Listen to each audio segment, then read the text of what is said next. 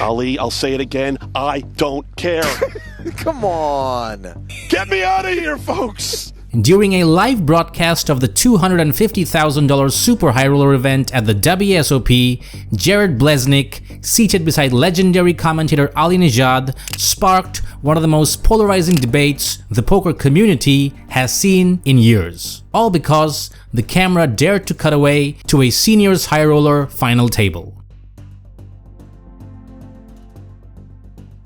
Jared Blesnik is not just a commentator, he is a legitimate high-stakes player and a WSOP bracelet winner. He has built a reputation in the commentary booth for being unfiltered, passionate, and deeply knowledgeable. In fact, he once said with remarkable self-confidence, "This may sound cocky, but I could be the best commentator in the history of poker. I know what the people want." That quote, in hindsight, feels almost like foreshadowing. Now, unlike Jared, I'm only going to interrupt the action for about 20 seconds. Guys, if you enjoy the videos I make, then support the channel by checking out Coin. The link is in the description. Use the code BOUNTY. There is a great bonus waiting for you. Plenty of amazing tournaments, including the Battle of Malta, which starts July 12th for a $30 million guarantee. The software is amazing, and if you love poker, you'll have a blast. Check the link. The WSOP livestream was built around the $250,000 Super High Roller, a tournament so prestigious and so stacked that it was playing down to a winner with over $4 million on the line. The format of the WSOP's daily YouTube stream allows the broadcast to dip in and out of multiple events, catching key hands from various bracelet events without necessarily missing the climax of the featured table. But when the camera shifted to the final day of the $5,000 seniors high roller, Blesnik's frustration boiled over in a way that felt almost theatrical in its intensity. Ali, I can't take this. I'm not watching a seniors event when we're three-handed for $4 million. I hate to break it to you, but, you know... Get me out of the seniors event, Ali! Get me out of here, folks! Why are we watching this? Why? Rather than letting the moment pass, Blesnik doubled down repeatedly. I get it, that's all great, but you know what? All 25, 30,000 people watching this are not here to watch the seniors event. I'm not sitting next to you to watch a seniors event, Ali. Ali, to his credit, tried to defuse the situation by pointing out an interesting hand developing at the secondary table, patiently explaining that the format was designed so no major action would be missed. You know why? Because this is most of what poker is. It isn't 250K buy-ins. You know, and 5K, by the way, a big buy-in for most that they would aspire to. This is most of the poker being played, and the type, I think, that chat can relate to more so in whatever their pastures are. But Blesnik fired back with stunning bluntness. Ali, I'll say it again, I don't care. Come on. It's not fair. As much as the chat is crushing me today, and as much as they hate me, this is the one thing that they're actually agreeing with me on. They don't want to see the seniors event. Blesnik even physically removed his headset as a form of protest until coverage returned to the Super High Roller. Ali, I'm taking a break. Okay. I can't watch this. Yeah, but it... Looked like I had no choice, huh?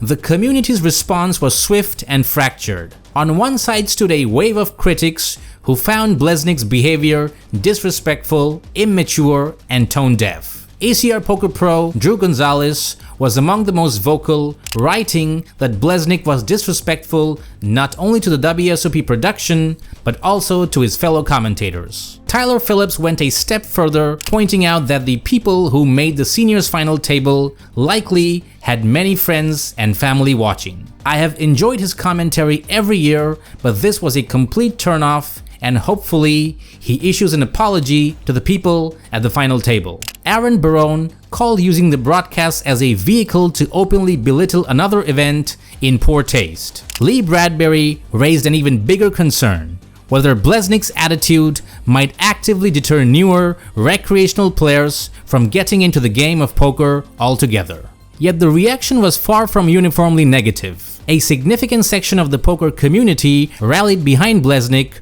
arguing that his frustration was legitimate even if his delivery was rough. Rob Kuhn argued there was an argument to be made that Blesnik might be the GOAT commentator. His enthusiasm and ability to hype up every single spot is so good for making poker entertaining. One commenter on X went even further, calling his style a parody of the modern-day commentator and wanted more of this. Super Bowl is on, and the network switches to a junior college game. Seems pretty stupid to me also. It's a compelling frame. When you have one of the most prestigious and highest prize pool tournaments in WSOP history playing down to its climax, is it really unreasonable to want undivided attention on it? People understood Blesnik's point of view. They argued that the Super High Roller event is one of the biggest draws of the WSOP in terms of buy-in, prestige, and field composition, and should be given absolute priority in the final stages. So Blesnik may have just said out loud what some viewers were thinking during the broadcast. But this drama exposes a genuine, long-simmering tension at the heart of poker culture. The WSOP is not just a high roller series. It is a democratic festival of poker in its purest form, where the $500 player and the $250,000 player both get to call themselves WSOP competitors. Blesnik's comments, whether intentional or not, implied a hierarchy of worth, a suggestion that the seniors event and its players are simply not interesting or important enough to deserve airtime alongside the elite. There is also a legitimate broadcast philosophy debate embedded in this story. The WSOP's multi-event format was designed thoughtfully. It allows the production team to give meaningful coverage to a wide range of events without sacrificing the key moments of the headliner. Ali Nejad made the exact same point calmly and clearly during the broadcast, and Blesnik waved it away. But what if I just tell you that this is not coming at the expense of anything actually happening in the 250K? Ali, you don't get it. This is a distraction right now. I'd rather look at a blank screen right now than watching the action of a seniors event. The Poker News podcast dedicated significant time to this debate in episode 976, discussing not just Blesnik's comments, but the broader question of what viewers actually want from a poker broadcast.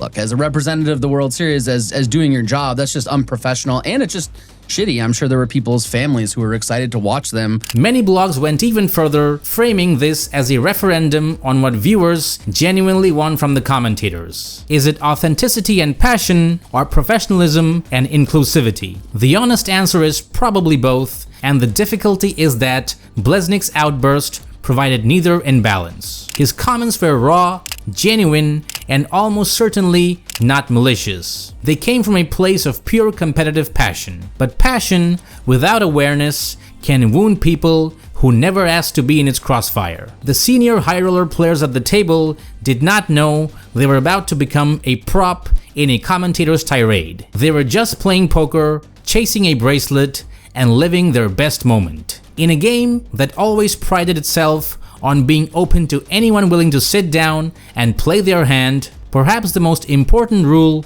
isn't about position or pot odds. It's about remembering that every player at every table earned their seat.